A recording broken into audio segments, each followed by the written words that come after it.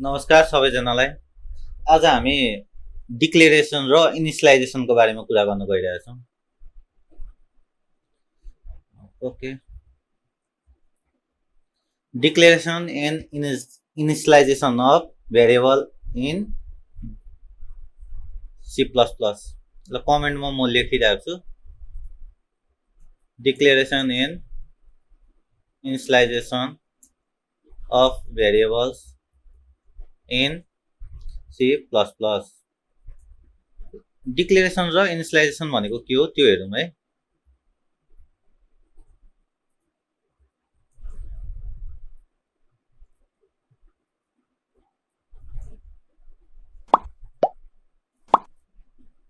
ल अब हजुरहरूलाई क्लियर बनाउने काम मेरो हो।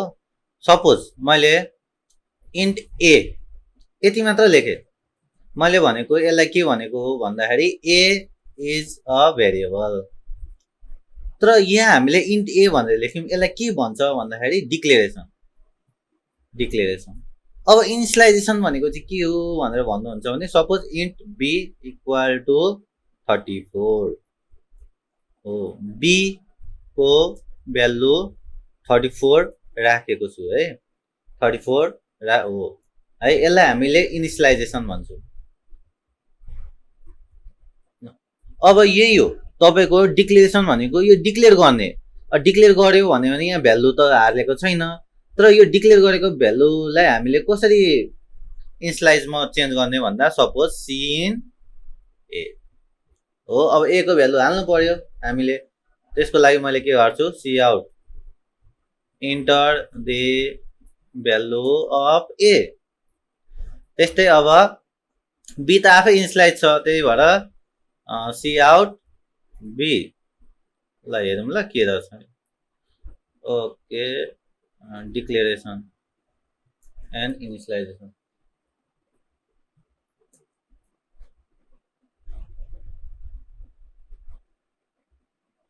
ल enter the value of a हेर्नु है, ए को भ्यालु म हाल्छु 67। ओके, अनि बी को भ्यालु 34। अब यो बी को value the value of b भनेर लेखिदिन्छु म, द भ्यालु अफ बी।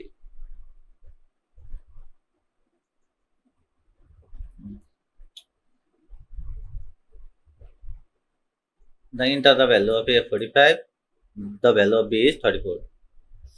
अब यहाँ इन्ट मात्र युज हुन्छ भन्दा होइन, any kinds of data type म यहाँ लेखिदिन्छु है। Any kinds of data type can be used in declaration and initialization। Simple छ यो, खासै गाह्रो छैन। तपाईहरुलाई केही बुझ्नु भएन भने कमेन्टमा हेर्नु, यसको डिस्क्रिप्सन सबै लेखिदिएको छ। अनि यति बुझ्नु भएन हजुरले कमेन्ट गरिदिनुस्, यहाँ मलाई मेसेज पठाइदिनुस् जीमेल एड्रेसमा। जीमेल